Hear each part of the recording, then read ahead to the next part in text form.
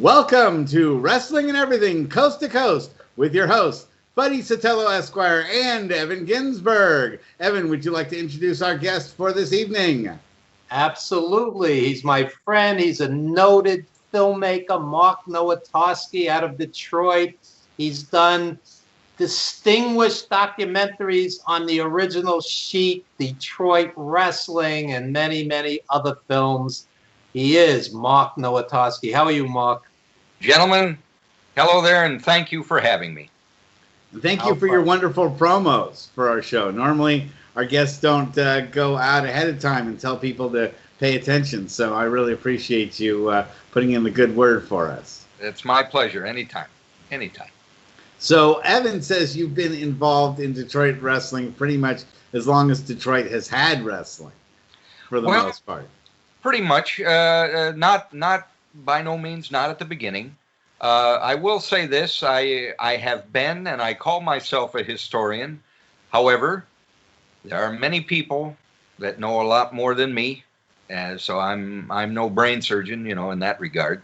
But if there's something I don't know, I'll certainly try my best to find the answer. Among the people that I would look up for additional information is a gentleman which has several Facebook pages operating. His name, and Evan, I believe you know him also. His name is Mark Bouger. Mark Bouger. Mark Bouger, yes. Good guy, good man. He's a good man, and I'll tell you what, to me, one of the most knowledgeable professional wrestling individuals I know, and not only professional wrestling, but many things. Very good. So Mark, let me just throw this in. Okay. Mark Bouger is as we both said, a good guy, very supportive. He's part of a community. Mutual support for other Facebook pages. A historian. I can't rave enough about this guy. I just like him, period, as a human being. But there are many Facebook wrestling admins who are utterly insane, obsessive, and, I wouldn't spit on some of them if they were on fire. So what's the line between, being a historian and being a nerd? Beyond that, guys who have, I've seen guys, I'll tell you one particular story real quick.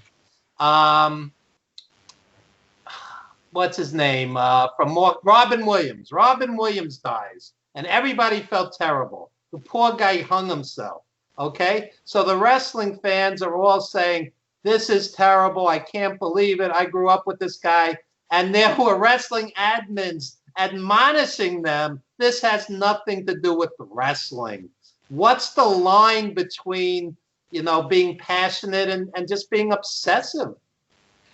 Well, a very interesting question, and I'll give you at least my view.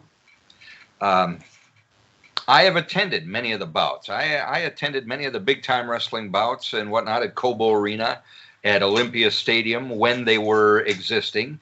So at least I can give you a first-hand experience.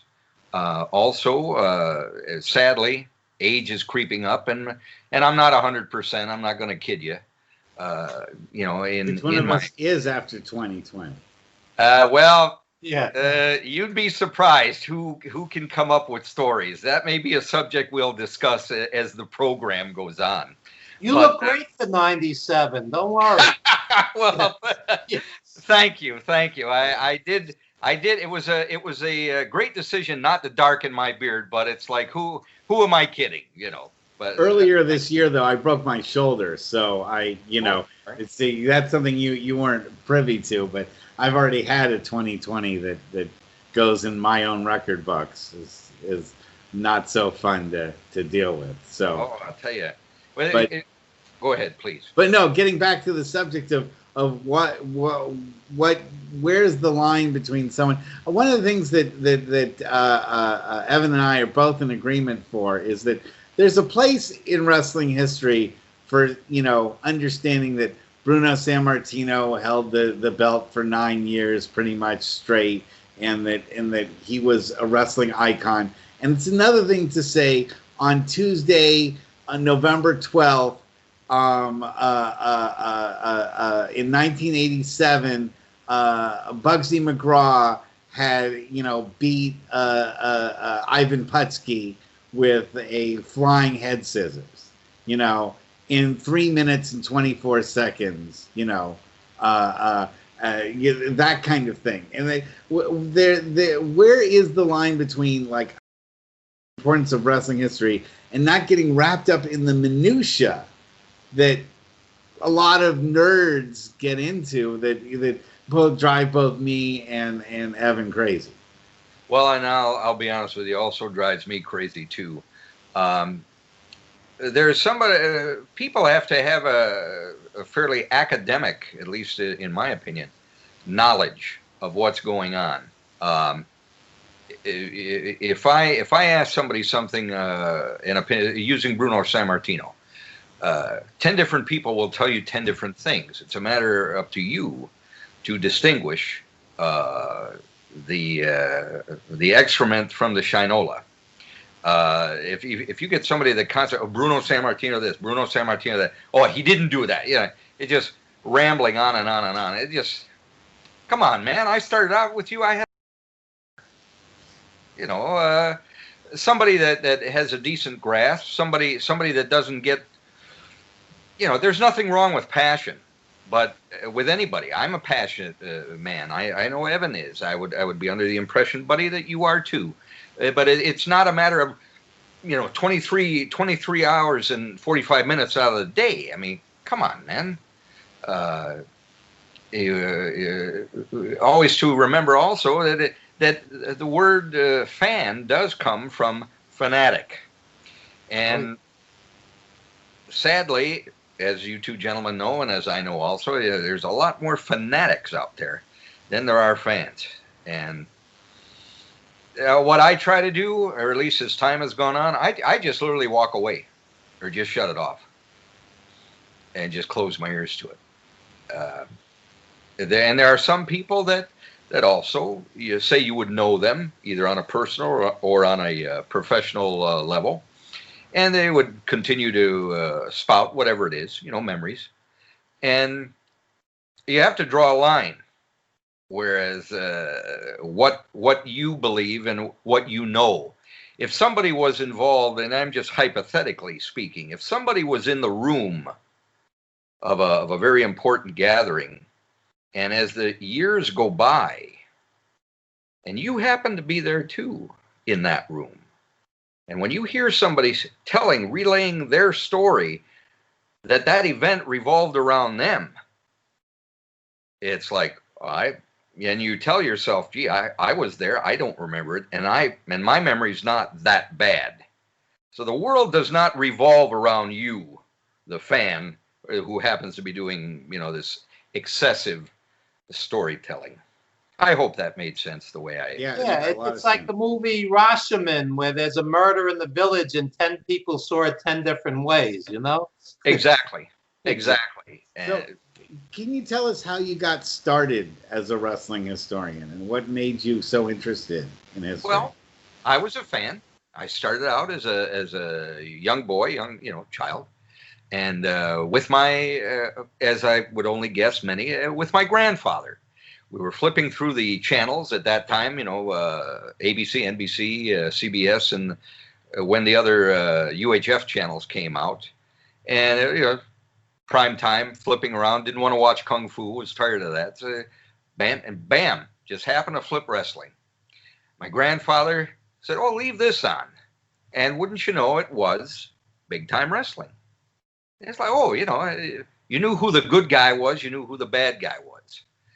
And say as an example, as a young person, whether you're a boy or girl, you're having a rough week at school. The teacher's picking on you. One of your school colleagues is bullying you, or whatever it is. You had a rough week, and you're tuning into the wrestling, and wouldn't you? Lo and behold, you find yourself rooting for the bad guy or rooting for the good guy, whoever it may be. But you get it out. And after that television program is done, you find yourself actually concerned about some of these wrestlers or their characters, and you feel better. And as time went on for me, weekly watching the program, it's like always was promos for the live show at that time, Cobo Arena. Sheik always headlining. At that time, he was the former United States heavyweight wrestling champion. But it's like, hey, Gramps, let's go. And it's a standard statement, if you did well in school and, et cetera, stop giving your mom a hassle, this kind of stuff. We got to go. And my mom would take me down, and I was a fan of the Sheik from day one. And I always rooted, it was the Sheik, Pampero Firpo, Hans Schmidt, Great Kabuki, Abdullah the Butcher. What was your first main event? My first main event was at the Michigan State Fairgrounds. It was a tag team match. It was the Sheik and Pampero Firpo. Wow. And Abdullah Farouk was there, managing the Sheik. And they were up against Tex McKenzie and Cowboy Bob Ellis. There you go. And it was, as I say, at the Michigan State Fairgrounds at the Coliseum. The ring was in the center, but there was no floor. It was dirt over there, But they had the ringside seats, and my parents, who at that time happened to take me, we were about, I'd say about 8 miles away from the Michigan State Fairgrounds where it was. And we got up in the stands. Well, hey, I'm ready. I got my Kodak Instamatic camera. I'm running down. And I did. I got to be close to ringside, found a seat that luckily was unoccupied, watched the show, and that was it. I was hooked. So you talk a lot about how your previous generations, your grandparents, even your parents, got involved and got you involved. Is that something you think is really lacking right now in today's wrestling? The intergenerational, like father to son to grandfather, sharing? Well, when the general public, I'd be under the impression when the general public thinks of pro wrestling, right off the top, they're thinking of WWE or whatever they're called now. I think fathers or parents may get them involved. Well, and even going back and for me, everything will revolve around Detroit and Michigan. For me, this evening, is think of WrestleMania 3, which took place naturally at the Pontiac Silverdome, but which is now a large parking lot. Wow. Which is disgusting. But the Pope was there. It meant absolutely nothing, in retrospect. But anyway, you say Hulk Hogan, Andre the Giant, you'll be lucky if a younger person today even knows who the heck you're talking about. They remember the posters. Question: I do believe that they are bringing them in. Okay. To some degree. So tell me about the Sheik and what he pretty much got done wrestling right as I really started watching. So I never actually saw an actual match live of his. But tell me about your experiences watching the Sheik and how he influenced you especially to do some of the things you're doing now. All right. Well, it's Werner's Ginger Ale. Gentlemen, it's originating from Detroit. I love it. New sponsor. Oh, I'll tell you. Yes. It's one of the things to be consumed with Little Caesars, I suppose. A Little Caesars pizza. Oh, yeah. I'll tell you. Well, speaking of pizza, I've got something to speak of as our time progresses. One thing I am going to answer your question, buddy. One thing I would like to do is it was just, I believe, within the past 48 to 72 hours of us being on the air, one of the original Sheik's sons passed away. As I would hope everybody knows, the original Sheik, Ed Farhat, has passed away for a while now, but his son, Tom Farhat, passed away, as I say, up to 72 hours ago. My understanding is correct. He passed away of cancer, had it for a while. And I would like to dedicate this hour and this show, with your permission, giving my condolences to the Farhat and family and all those concerned. Absolutely. We haven't even said our condolences to Animal, the Road Warriors for dying last week. It just too many things happen, unfortunately, in this sad world. Well, and I'll just give a quick one-liner here. 2020, gentlemen, if I had hair, I'd be scratching it. I mean, we've just lost so many people, and I'll be specific with the Detroit area, Detroit, Windsor, internationally, Canada and the United States, just several fans, great fans and authorities, also historians. One gentleman, with regard to passing away, sadly, one gentleman, his name was Terry Dart. Tremendous, in my eyes, historian, great photographer, attended both major and minor shows. And another gentleman who was a friend of the Sheik and the Farhat family, if I recall correctly, his name was Jerry Davison, also recently passed away. And it's I would also like to dedicate this hour to them and to all the various fans and historians who are deemed old schoolers. That it's just very unfortunate and very underscored, I believe. I'm sorry. And today would have been the birthday of Dale Pierce, the great indie manager.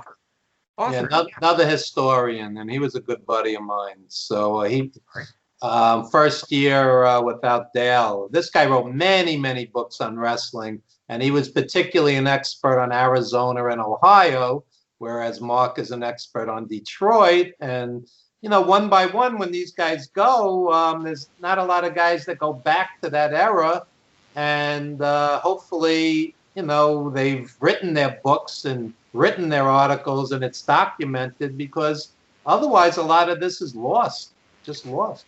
Exactly, and a very sad state of affair. That's why I'm so honored and privileged to be included in that circle, if you will. Evan, yourself, buddy, you, Mark Boujan, many other individuals which through the 21st century technology have had the opportunity also to become more widespread.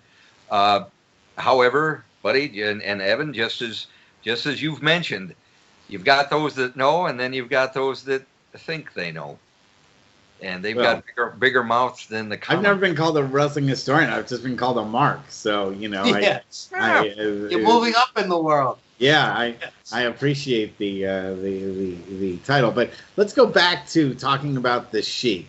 Sorry about that. Yes. No. This is, you take this where you want to go, but I want to get back to the Sheik because I did see the video, which is I Like to Hurt People. Oh yes, and that has a lot of Sheik stuff in it, and I saw that probably in about 1986, I'd say. I believe that's the approximate time it came out on video. And my jaw dropped. My jaw went right down to the floor, then went back up, then bounced back on the floor, then went back up.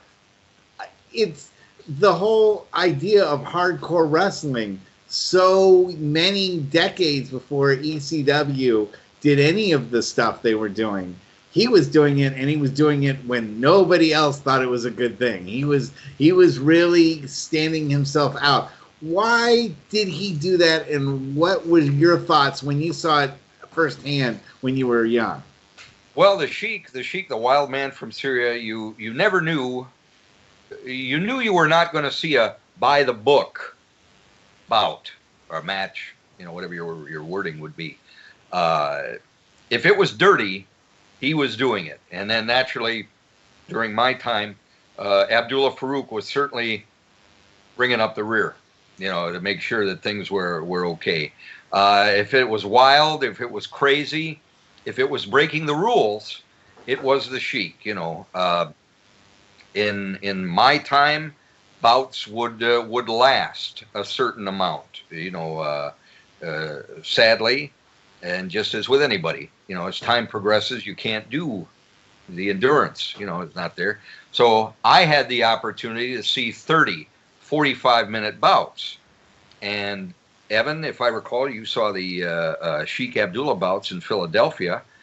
Those were considerably less time, and I'm even including the time because many of that, much of that bout, of those bouts, took place out of the ring. Oh yeah. Let me just tell you. Since you mentioned it, before I forget, let me just tell a quick story. That was Joe Goodhart's Tri-State Wrestling in Philly in the early '90s. So we're all backstage. You know, all these hardcore sheet editors and wrestling media. The Sheik walks in the dressing room, and everybody just goes like silent. He just had like this charisma, and he was kind of, you know, he just like struck fear into people. Like everybody went like mute. And later, when he came out to wrestle, he's again the audience is full of hardcore fans, knowledgeable fans, and he would like lunge towards them, and they would like go back in like utter fear. He was so in that character. It was an amazing experience. I remember it distinctly 30 years later. So in Philly, I saw the Sheik and Abdullah twice, and the Sheik and Kevin Sullivan, and they had wild brawls. And he was no kid back then, early '90s. Well, the bouts that I saw with the Sheik, as I mentioned earlier, my first one was that tag team bout. I had the privilege to see the Sheik take on Dick the Bruiser numerous times, both at Cobo Arena and also at Olympia Stadium. Absolutely wild. As a matter of fact, back when I was in high school, I covered the Sheik Dick the Bruiser bout at Olympia for my high school newspaper because I happened to be editor-in-chief. That was the buddy. I don't know if you would be aware. I'm going to guess you may have. Well, Evan, you will have heard it because of the it's covered in the Sheik documentary. Was the rock and roll versus disco? Well, Dick the Bruiser represented rock and roll, and the Sheik represented disco. Did he really? Clearly. Oh yeah, it was absolutely wild. Now, two legends to me, and two living legends at that time. You know, when you saw the bout, whether it lasted 10 minutes or whether it lasted 30 minutes, I enjoyed it. There were some people that seemed to have been disappointed. For me, I was never disappointed because I knew what I was seeing, and enjoying it. But the fire was thrown, Dick the Bruiser was burned, and the Sheik, if I recall, was disqualified. But I'm not absolutely sure. I'm sorry, I forget. But that's what makes you a great historian, that you actually don't remember whether or not the finishes, and that's good. We don't want that. We don't want the ones that say he finished with a spinning knuckle lock at 3:58 in the match. We've had enough of those guys, and we don't want them on the show. Basically, if they're going to hit us with those kind of by the minute minutia, those aren't the right fit for us. We want somebody. We love the people on the show that hit the bigger concepts, and so that's one of the reasons why I'm really excited to continue to find out a little bit more about the emotions behind the Sheik. Tell me about what being in the crowd was like when the Sheik was doing what he was doing. Well, the majority of the crowd, everybody loved to hate the Sheik. I mean, that was the common denominator, if you will. I was not part of that. I was the one rooting on the Sheik. He was one of my heroes. Him, Pompero Firpo, the Butcher, and down the line. But Evan, I'm mad at you. Okay. Why is that? Well, you and I had a rough week. It was something petty. I'm not talking to you, but I happened to run into you at the Bouts. And lo and behold, we forget the baloney that was between us, and we're back buddies again. We're pals in our mutual hatred of the Sheik. We're wanting whoever he's fighting this particular bout to beat him. So it eliminated unified. Yeah, exactly. And I've attempted to the best of my ability. This was one of my productions. This is the Sheik 2 DVD disc set. I produced this. As a matter of fact, I approached several of my productions have been on PBS, on network PBS, And when I approached them for the Sheik documentary, they declined it. Not because of the production value, but because of the climate of the world at that time. Osama bin Laden was, number one on the 10 most wanted, and the atmosphere was not ideal to be showing Russia's most hated villain. I had a character, my buddy Sotello character was actually managing a guy named Sheik Ali Boom Boom, and he was doing the entire Iron Sheik shtick himself. Mm-hmm. And we were doing that right up until September 11th, 2001, and then that whole thing had to go Ended away. On the 12th. Yeah, on the 12th, that was the end of that, because we were like, we are not going to go back to the arena waving the Iranian flag left and right. That's not going to get over. Well, that is why the Sheik documentary sadly never made it on PBS. However, in the same breath, literally, they said, "Well, Mark, if you would do something a little more broad about Detroit in general, that's something." Because by this time I had already had a track record. I had broadcast a documentary on the world's floating zip code, which a little while later I'd like to tell you about. Detroit is the home to the world's floating zip code. There's a little tugboat, at least I believe that's what it's termed, a tugboat, that if you write the zip code 48222, it's only going to go to one place. Huh. It's going to go to the J.W. Westcott, which serves the Great Lakes region. I don't know how well you can see because my vision is not good there, but that was hosted by former CNN investigative reporter Robert Vito, and exclusive to the world, the only boat short of naval vessels that is actually a registered post office. This is something that is exclusive to Detroit. And they've been in the family, in one single family, for I believe it's 140, either 140 or 145 years. So they're going strong. They're good people. I know them. Jim Hogan, ain't number one. I'll tell you the J.W. Westcott story. I'll give you a little more of a recap on that later. And gentlemen, I'm going to apologize to you if it seems like I'm rambling. No, it does make me want to bring up another topic though. About what is specifically special about Detroit and wrestling. Why is Detroit? Because Detroit is a big part of the wrestling history. The Silver Dome, WrestleMania 3, all of that. I mean, you packed that arena in ways that nobody ever has before, in the United States or since. So why is it that Detroit is such a hotbed of professional wrestling? Well, I would give that honor exclusively, say 99.9, for the Sheik. The Sheik with the character, he was a very good businessman. He did have that Detroit and Cobo Arena was synonymous with the Sheik. At one point in time, Dick the Bruiser entered the picture with the WWA, if I recall, and they had the wrestling wars, the promotional wars. That lasted for several years. But I would give it exclusively to the Sheik. But the Sheik, and I will always say the Sheik, would bring in top talent. He'd bring in Bruno. He had Bruno in a little bit. He had, if I can pronounce his name correctly, Mil Mascaras, Bobo Brazil. I mean, Mil Mascaras. Thank you. He brought in talent from one end of the country to the other. Okay, main event, true battles, Haystack Calhoun, Wild Bull Curry, Dick the Bruiser, Bobo Brazil, Lord Athol Lee.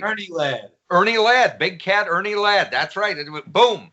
And who out there used to try taping up their finger when they were young men going to school and thought they were going to be slick on the playground jabbing somebody in the throat? Come on, buddy. I bet we're trying something Ernie like was that. just a little bit. Ernie, for me, was in his managerial time when I watched him. So I didn't really see him much as a combatant. So I sort of missed I saw that later, but then we had the Oriental Spike. That was the big thing. It was the same thing, taped up thumb, but then it was the Samoans or Mr. Fuji who was doing it for when we did the impression. So. Oh, okay. Well, Detroit had characters coming out everywhere. You had gentleman Hans Schmidt, I mentioned before, Dominic DeNucci, Ariba Luis Martinez, Flying Fred Curry, and naturally his father, Wild Bull Curry, to give in the WWA, but he also wrestled for the Sheik for a time. Baron von Raschke, the Blackjacks, Bobby Heenan in the Bobby the Brain Heenan, or Beautiful Bobby Heenan at that time. It was just a cornucopia of talent. There were times where the cards, the big time wrestling at Kobo cards, you would get up to 14 bouts on a card. Many, in my opinion anyway, many of the undercard were main events. Yeah, the Fabulous Kangaroos, Al Costello, managed by George Crybaby Cannon, Bulldog Don Kent. I'm good friends with Al Costello's nephew. Oh, is that right? Yeah, he lives just right up the street from me. Just out of weirdness that he brought that up one time. He said, "Oh, I know you're such a big fan of wrestling. I knew him from a networking group." He said, and he gave me some original Al Costello stuff that he had from the Kangaroos. So that's great that you mentioned him, because that's and that's another thing too I wanted to bring up is the Sheik's manager was the Grand Wizard, right? The guy. Well, you would know him as the Grand Wizard, but when he was in Detroit, he was known as Abdullah Farouk. And at that time, he used to wear a fez, not the turban, that you may be familiar with. Yeah. Right. To me, he's maybe the most fascinating manager in the history of wrestling. I agree. He's not. He may not be the greatest because he didn't manage all sorts of champions left and right. But he managed Billy Graham. But to me, and correct me if I'm wrong, the Grand Wizard was the first manager I ever remember as not being an ex-pro wrestler or being big or tough or by any means capable of delivering any kind of physical harm to any of the wrestlers in the ring. He cheated in so many little ways, but never did the big thing, never took a big bump, never was really physically involved in the match, like hitting a guy and then standing in the ring, stomping him a whole bunch of times, and then getting picked up and body slammed, kind of thing. He sort of, that to me was sort of a revolutionary concept. I wish I had been able to pull that off during my career. I'd probably have a much better working shoulder and back if I hadn't taken all those bumps. But why was he able to pull that off? Why was he able to be so successful that way? Well, in my opinion, among other things, I'm a firm believer in it can be called any number of things. It can be called luck. It can be called timing. It can be being at the right place at the right time. His character also evolved, and at that time, if I recall, he was exclusively managing the Sheik, and whenever he always watched out for his man. If he saw him in trouble, he'd pass over some sort of object, or he'd pull on his feet, to hold the opponent in place. And he could be certainly also a distraction to the referee. He filled in my terminology, he filled in the gaps of things where to a certain degree there were some points where the fans hated, but again it's love-hate. They hated him as much as the Sheik. And yes, it's very rare. I do see him, in my opinion, probably as one of, if not the greatest pro wrestling managers. I studied him so much for the creation of Buddy Sotello, and really when everyone wanted to be more like Shane McMahon, or they wanted to be more of the spotlight type manager, someone that took a lot of bumps and everything, I was his ability to psychologically. Did you ever have a chance to talk to him much when? No, sadly, I did not, and I deeply regret that. And on my part, it was a matter of timing. The only time that I had the privilege to see the character of Abdullah Farouk in action was at that first bout that I had indicated to you at the fairgrounds tag team bout. But and you brought up something very poignant, at least I believe it is he never took the spotlight. If he did, it would be for a brief moment, and even that was only to enhance the Sheik. So he knew, and to use that term, the psychology of being a manager, you know. Then naturally after that, as you may or may not recall, he was followed by Eddie the Brain Creechman, who was a gentleman from Canada. No, I wasn't familiar with that, but you know, and I guess that helps create Bobby the Brain. You know, was in the same. Well, Bobby was in there too, but he was not with Big Time Wrestling. Bobby was with the WWE. He was at that time. He was managing the Blackjacks, Baron von Raschke. You know, he was in the other, say in the other group, if you will. At that time. However, the two of them were very, I believe, rather well associated. You know, the Sheik and Bobby Heenan. And Mark, tell us about the Detroit movie that you made. Well, now which bear with my ignorance. There was the J.W. Westcott, the documentary that aired on PBS, which doggone it, there it is. Sorry, hosted by Robert Vito. And then after that, then you have the Sheik. Now that was also hosted by Robert Vito. That's a 2 DVD disc set. Yeah, I'm on retainer. Well, I'll tell you. You know, I will tell you a brief story. And Evan, I have not forgotten you. So please, if I drift, bring me back. I'm a founding member of Cable News Network's Detroit Bureau.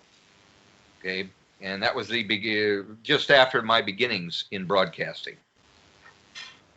Back when there was no CNN bureau, I was involved in broadcasting, radio, and television. CNN, Cable News Network in Atlanta, had just opened. And Robert Vito, who was investigative reporter for the NBC affiliate WWJ Channel 4, was looking around, for other things. And he wanted to produce a documentary on Detroit. Detroit Fights Back. At this time, the American automakers were just taking an absolute beating in quality by Japan. It got to a certain point where collectively the big three at that time took a deep breath and said, "That's it. We're not taking it anymore." And wouldn't you know, the name of the documentary that Vito did was called Detroit Fights Back. Vito hired me for that Detroit Fights Back, which I happen to have on my YouTube page, which is MarkNowo. It's called Detroit Fights Back. It's from 1982, and it was hosted by Pulitzer Prize winning journalist Peter Arnett. Okay, if that name rings any bells. It does. Now, that was Vito's introduction to CNN. He hired me back in 1982. Well, wouldn't you know, decades later, and we stayed close, but decades later, I asked him if he would be kind enough to host my programs. So I asked him to do that, and after decades, he was kind enough to do that for me. But and thank you, gentlemen, for letting me indulge. To stay friends with people. He's a good man. He, very talented man. He discovered sickle cell anemia. He broke that story. Wow. That was back, if I recall, that was back in the late 60s. And I believe that may have been in Milwaukee. I don't believe that was in Detroit. Robert Vito was the last reporter to speak to Jimmy Hoffa before he disappeared. And I'm going to say, I think that was 1975 or 76. And I'm sorry, I don't remember. I apologize. But getting back to your question, Evan, thank you for your patience. When PBS declined the Sheik because of the content and the world atmosphere at that time, PBS said, Mark, if you did something about not just one individual, if you did something about Detroit pro wrestling back in the day in general, if you do something like that, we'd greatly consider it. But they didn't know that I was already thinking about the follow-up to the Sheik, and I was already in the process of developing it. I didn't mention it to them. But the Battles, Bouts, and Brawls program, that is also a 2 DVD disc set. Now, that was broadcast on PBS, on network. That was broadcast throughout North America. That was a pledge piece. You know, they would break into the program. I was on air with some of the hierarchy of Detroit's PBS, and we would, request backing pledges for PBS, which I thoroughly encourage, even in difficult times. If you're a follower of PBS, please, ladies and gentlemen out there, don't, whatever it is, whatever, $1, $1,000, $100, whatever.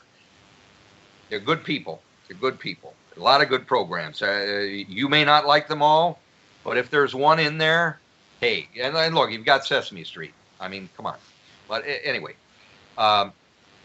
the Battles, Bouts, and Brawls was broadcast. It went as high up.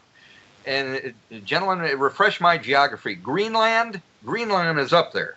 Yes. Okay, it went up as high as Greenland and went as far down as Costa Rica. Wow. Okay, so it's come to my knowledge that there were some stations, some PBS stations that did not pick it up, but it was broadcast throughout. When was it aired? This was in I want to say 2015.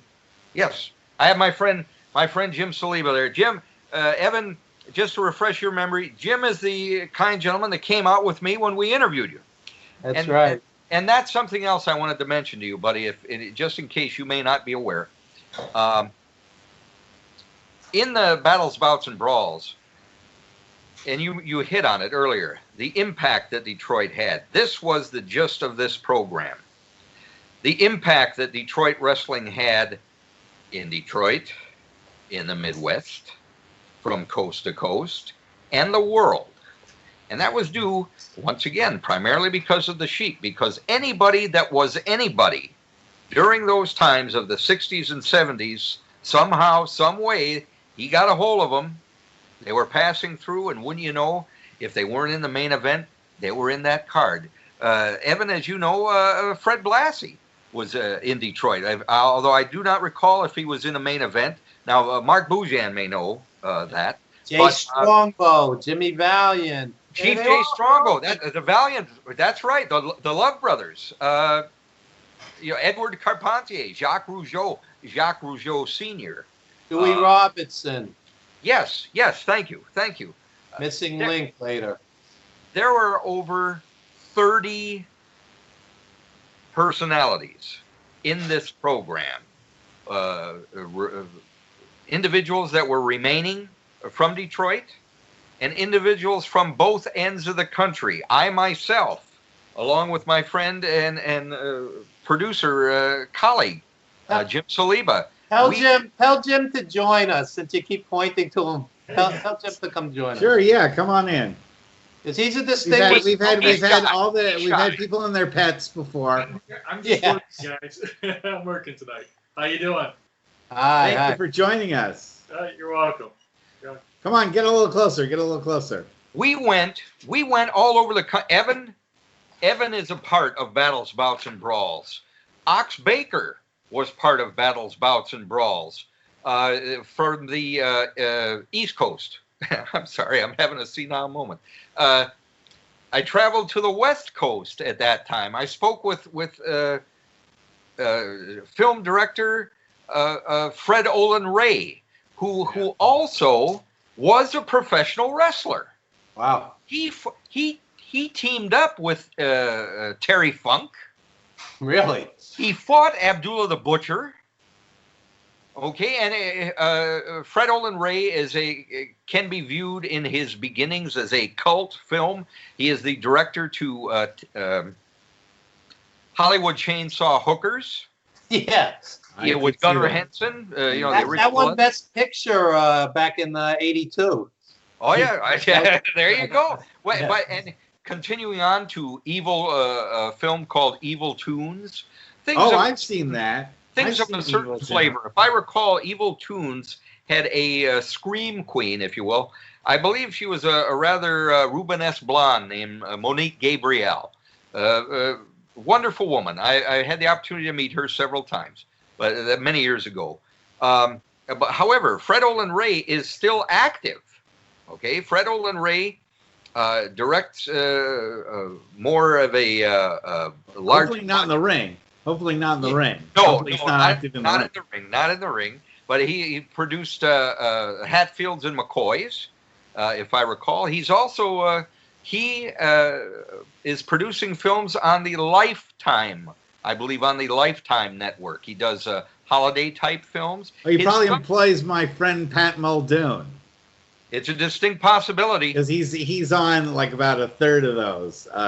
You know, whenever they're like A Man for Christmas or something, All I Want Is a Man for Christmas, he's usually the guy. He's the guy from Starship Troopers.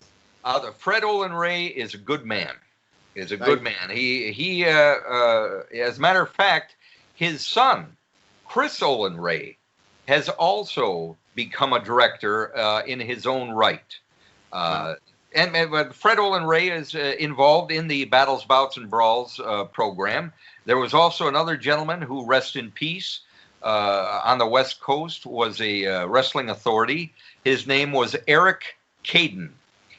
He also happened to be the owner of a retail business called Hollywood Book and Poster. He was a consultant and supplier to movie memorabilia for many motion pictures. Trying to think here, bear with me. Sadly, he passed away. And he also he was a connoisseur, if you will, of lucha wrestling. He was also a good friend of a gentleman who was also a promoter and a wrestling participant. His name was Johnny Legend. And Johnny Legend is still colorful. Yeah. Oh yeah. Oh, that's the understatement. I have a question for both of you guys. Sure. What is the Sheik's best bout that you think? His best match? Well, to me, I would have to give two. It would be a tie, and even that I'll attempt to explain. I had the honor and privilege I was sitting in the first row for a bout with the Sheik and our friend Greg Valentine's dad, Johnny Valentine. Oh, yeah. They were in a cage match. And at this time, the gentleman that I'm sorry you're not aware of him, Eddie the Brain Creechman, was managing the Sheik at that time. But it was a wild bout.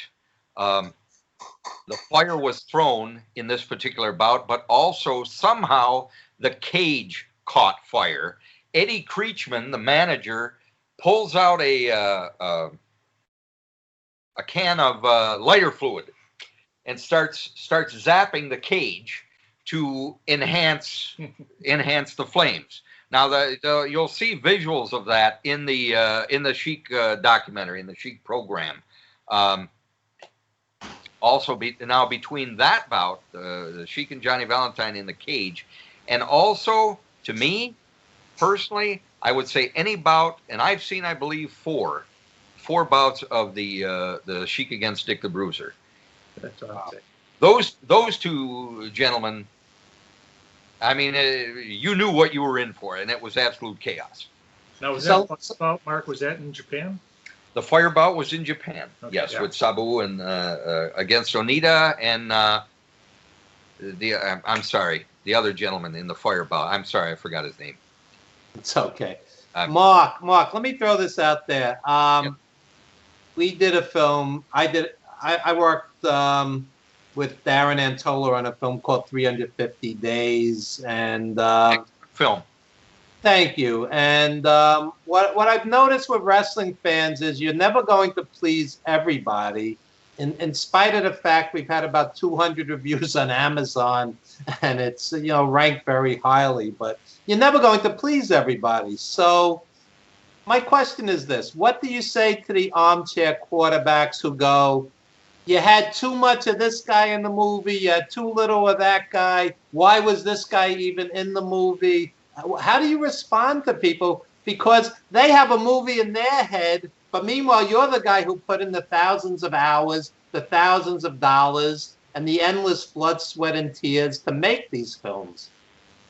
Well, yeah, indeed, you are correct. You can't please everybody, which is something that I sadly found out. And I'll give you an example. I'd like to give you a couple of examples about the Battles, Bouts, and Brawls project. There was one individual that came up to me, and I can't give you the exact words, but I'll paraphrase. Well, you missed the man that was in the third undercard bout on August the 14th, 1978. Yeah, the obsessives. Yeah, Right. And I just kind of somehow, it's been said that every once in a while I get that look on my face, and I don't have a lot of hair anymore, so it's not like I can hide it. But you know what? And I have said this both verbally and in print. The fact that you remembered that guy, that third undercard bout in '78, that served the purpose. You remembered him. I may not have, but you remembered him.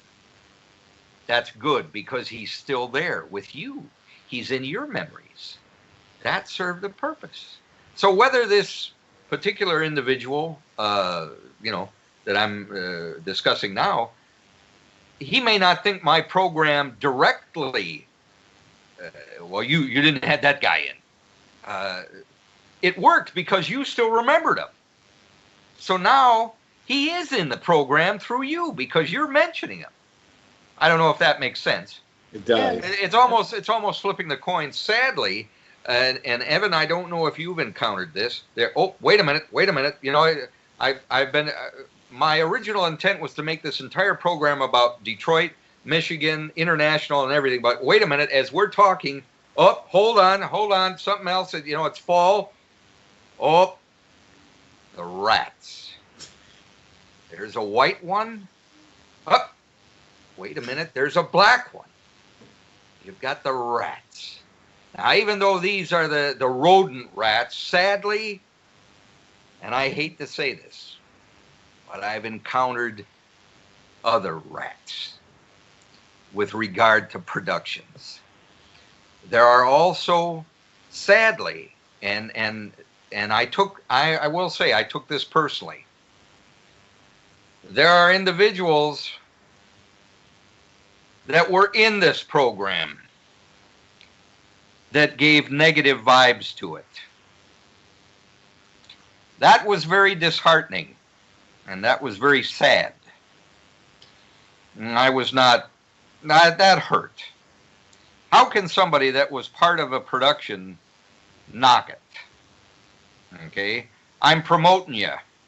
I'm bringing you in. Doesn't make sense, or at least it doesn't make sense from my form of logic. My suggestion to any quote-unquote armchair quarterback is, I've seen probably 10 movies on Muhammad Ali. Make a different movie with your vision of what Detroit wrestling is, or a particular wrestler or a group of wrestlers, whatever the case may be. It's not that it's not limited to one director producer's vision. I mean, it's unlimited. You have 75 years of Detroit wrestling, or whatever the case may be. You can't encompass it in 2 hours or less than 2 hours. So so many different perspectives on the same event. Filmmaking is an art form. It's not a scientific venture. It's an art form, and somebody has to take the reins and be creative, and it's their vision. And your vision might be completely different from somebody else. I always tell people that if I were to take the 10 greatest artists today and have them draw a still life of a flower. They're going to have 10 different visions. They're going to be completely different. You might like 2 of them and hate 8 of them, but they're all going to be great within that artist's vision. And as a director, producer, you have to go with what's in your heart and what you want to show.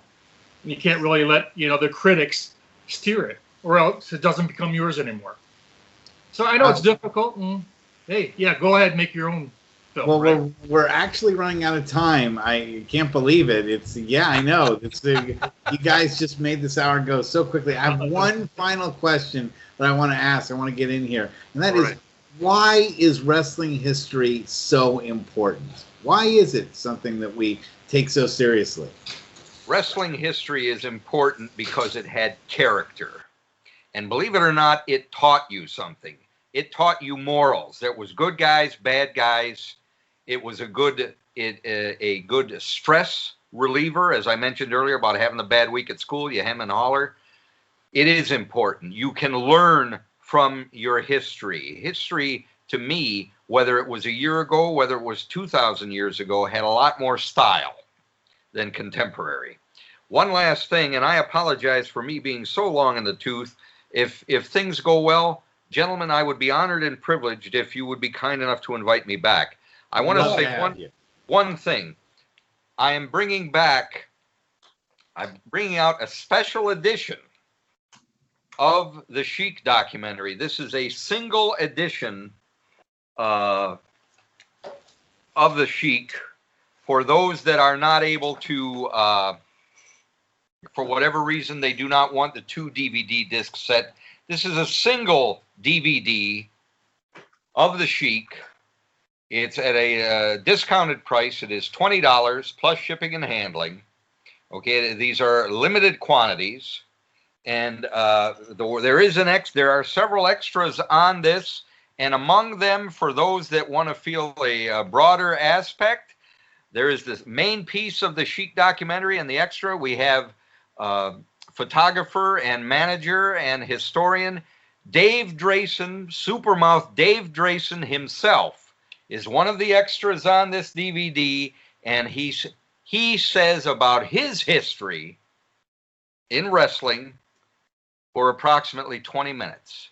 20 minutes, Dave Drayson and only Dave Drayson. So you have that.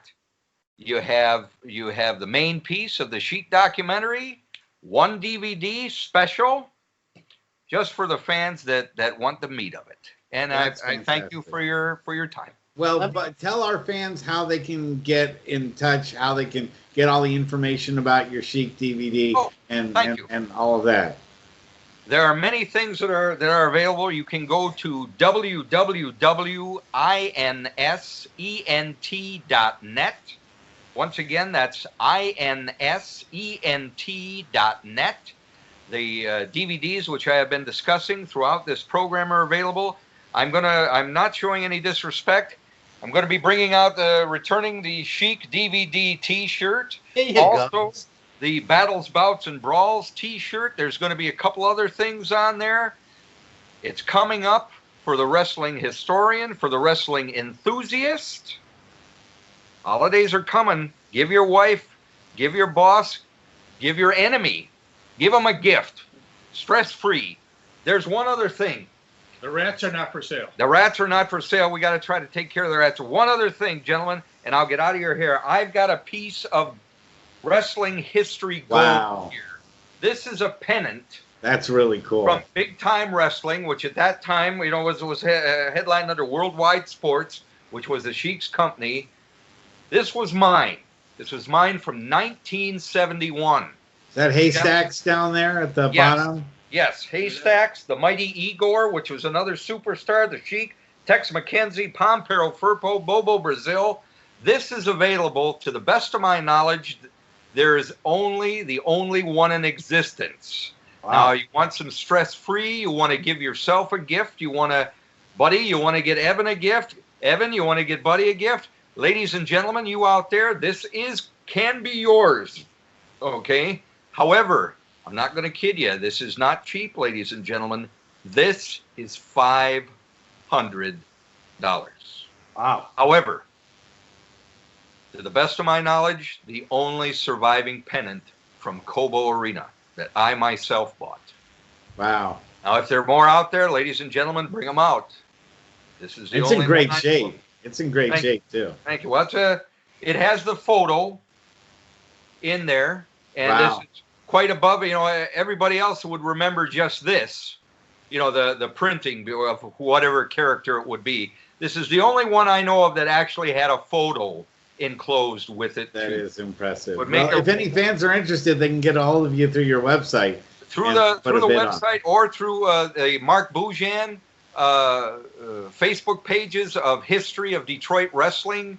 I am one of the moderators on there. Also, my Battles, Bouts, and Brawls has its own Facebook page. I put it back in the vault. And my own, Mark Nowotarski. I have, if you would like to friend me or click like on the Battles, Bouts, and Brawls. Gentlemen, I apologize to you because I haven't even begun to touch on anything we should originally be discussing. Please forgive It was great. You're so entertaining and so much information. Buddy, Really buddy, want to have you back. let me just quickly throw in my friend Brian Solomon is working on a Sheik book, and Brian's serious. Yeah. Brian Solomon, Sheik book coming out. Brian is a good man, and I'll tell you something. I stand by him. I stand by Evan and Darren. 350 days. As a matter of fact, I stood by him so much and believed in them so much, I was one of the backers of that film. Also, I Like to Hurt People, which you mentioned earlier. Brian Greenberg is going to be coming out with a few surprises. If I understand correctly, he is bringing that film back, and he's bringing back some unreleased footage, and he's bringing it out on Blu-ray. Brian Solomon, Darren, and I'm sorry I can't pronounce his last name right now, and Brian Greenberg, gentlemen, you're number one. You are preserving the history of professional wrestling, not only in Detroit, but throughout the country and the world. I give kudos to all of you. And I thank you so much. And we give kudos to you. He's a good talker. You've been a wonderful guest. We'll definitely have you on in the future, especially as you get ready to release some new stuff. And we're looking forward to it very much. I would be honored, and I thank you. By the way, next time I was going to say we Independent News Service, which is my company, is available throughout the country to tell your story. But we'll leave that at that. We have a proven track record, as we've been discussing. I'm going to give you a tagline. If you want it done right, check with Independent News Service, insent.net. And with that, we'll sign off for this week. Thank you so much. We'll see everyone next week. Thanks, Good guys. night. Thank you, gentlemen. Thank you. Thanks, James. Thanks, Mark. Yeah.